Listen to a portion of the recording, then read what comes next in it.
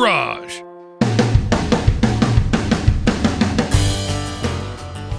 Good afternoon, everyone. Welcome back to Jimbo's Garage. Well, this is the rant of the day right here in this bottle. And we're going to get to that in just a little bit. But first, I want to answer some questions that some of my viewers had and left some comments in the comment section.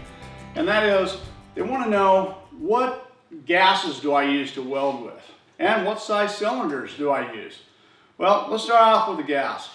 You know, I use 75-25 commonly. That's for MIG welding. 75% argon, 25% CO2. And I also use 90-10, 90% argon, 10% CO2. And generally for MIG welding, our dual shield flux core, they both work pretty good. They both work, equally as good, I should say. Maybe the 90-10 burns a little bit more cleaner, but all in all, I like to switch back and forth. I use them both. They're pretty good. And then for TIG welding, this is straight argon right here. And this is what I've been doing for TIG welding for a long time, up until now. Well, in a little bit. That's where this comes in. More about this later. The next thing is, what size cylinders do you use? Well, these are medium or S cylinders, they're called.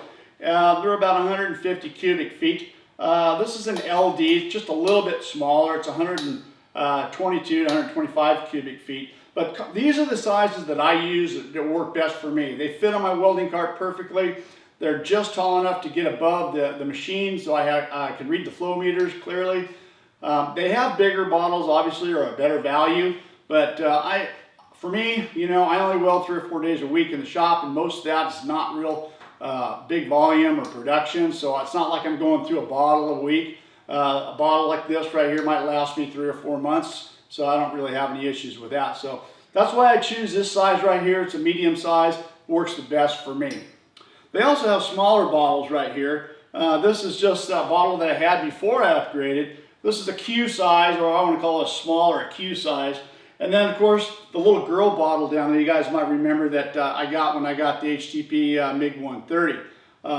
Yeah, I'm probably not going to be using that too much.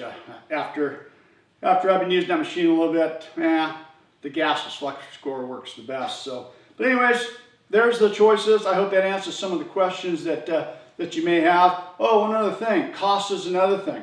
If you do not own a bottle like this, and you want to get a bottle of gas and you don't own a bottle, be prepared to spend about $200 to $300 maybe for the bottle itself. And then at least around here, somewhere between $50 and $60 to fill the bottle with the gas. So that's kind of what it is. If you have, obviously, if you've got a bottle, then this size bottle, it costs me somewhere between $50 and $60 just for the gas. So that's around here. Prices may vary in the area you're from. All right, that brings us to the rant of the day right here. I watch a lot of YouTube videos, and I'm always wanting to learn about welding, and there's been a lot of people out there welding with helium, and it seems like everybody's doing it. So hey, I want to give it a try too. I just want to see what the difference between straight argon and helium argon mix is. So I decided I'm going to give it a try. I went down to my local supplier and asked him, hey, can I get an S bottle of a 50-50? And he goes, 50-50? I go, yeah, 50 helium, 50 argon. He goes, oh no, we don't have that here. We don't have helium on this site. It's going to take 2 weeks to order it. By the time the bottle gets tested and it gets sent out here, it's going to be a couple weeks. Well, much to my surprise, I walked out of there and I came back here to my office and I made a few more phone calls. There's about 5 or 6 different suppliers, different gas suppliers in this area. Most of them are pretty big names. So I called a couple of them and it was the same answer with all of them. No, don't have it, don't have it. It's going to take a couple weeks to get it. To the very last one. I'm not going to mention the name. They are a worldwide provider. And the guy goes, oh yeah, let me check. Goes to the back and says, no, I don't have any in stock, but I can have one filled and have it here for you tomorrow. Perfect. All right, that sounds great.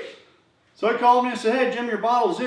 I said, great, I'll be right down. So when I went down to the counter, I went up to the counter and the guy goes, "Can I help you?" I go, "Yeah, I'm here to pick up that bottle of 50% argon, 50% helium." He goes, "Oh, the helium guy, huh?" And I thought, the helium guy? In the back of my head, I'm thinking this. He goes, "Yeah." He goes, "All right, just a minute." So I see him go in the back, and I see him roll the bottle by the door, out across the front, out to my truck, and he comes back to the counter. He goes, "Did anybody give you a quote on this?" I said, "No." So you got to, in my mind, I'm thinking, you know, $250 or $300 for the bottle, you know, 50 or 60 bucks for the gas. So I'm thinking I'm in about 300, you know, maybe 325. That's cool with me. I could probably do that. That's what I'm thinking. He says, "Okay." He goes, "Well, the bottle is $3.99 and the gas is $4.28. And by the time you added all that up, it was like $900 for this bottle." And you can only imagine what I wanted to tell the guy, but I didn't.